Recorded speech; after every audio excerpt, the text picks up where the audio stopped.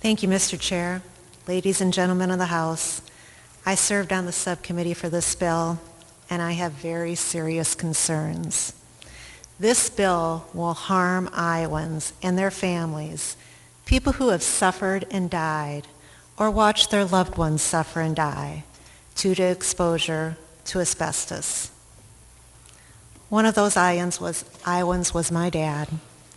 The luckiest, best thing that ever happened to me in my entire life was to be my parents' child. My dad was a loving husband, a father, a small business owner, a staunch Republican. It was from him that I learned about fiscal responsibility in government, how important it is that when taxpayer dollars are spent, it be done in a prudent and economical manner. And I learned from him to be skeptical of government overreach. And at age 62, this wonderful, otherwise healthy man was diagnosed with lung cancer. We were told by the doctors that this was the kind of lung cancer caused by exposure to asbestos.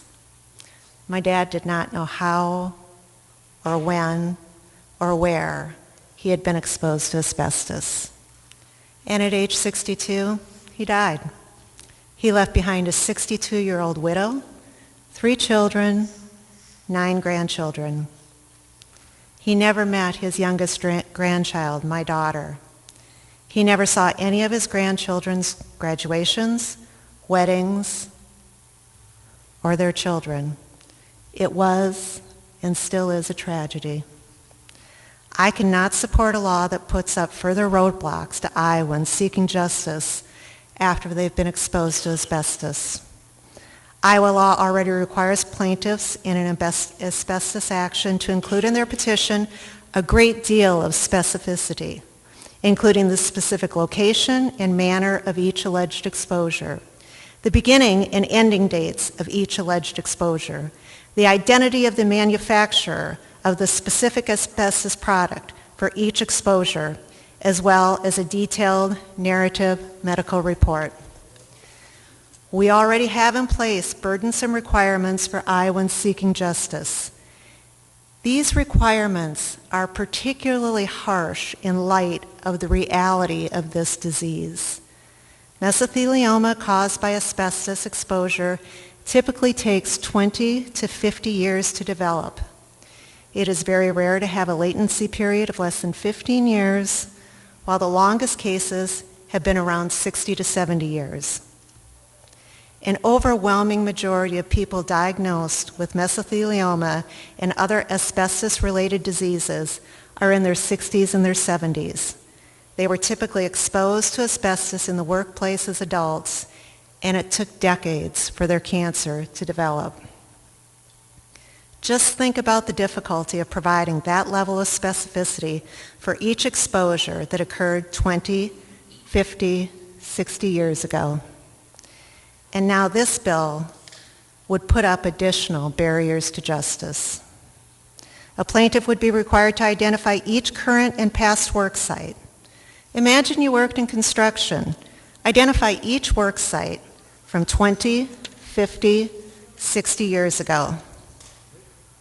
A plaintiff would be required to identify each asbestos-containing product to which the plaintiff was exposed 20, 50, 60 years ago. The specific location and manner of each exposure. The beginning and ending dates of each exposure, including the frequency of the exposure. Exposure that likely occurred 20, 50, 60 years ago.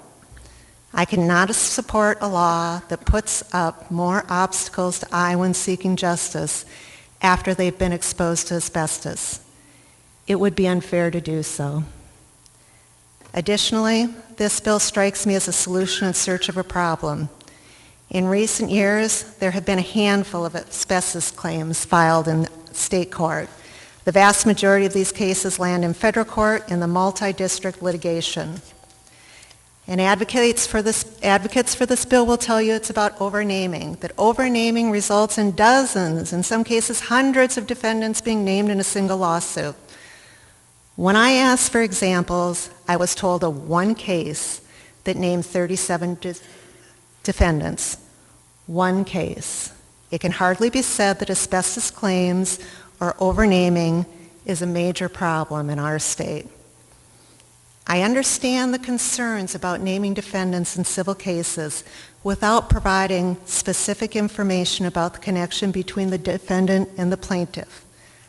I worked as in-house counsel for a company for 7 years and received such petitions.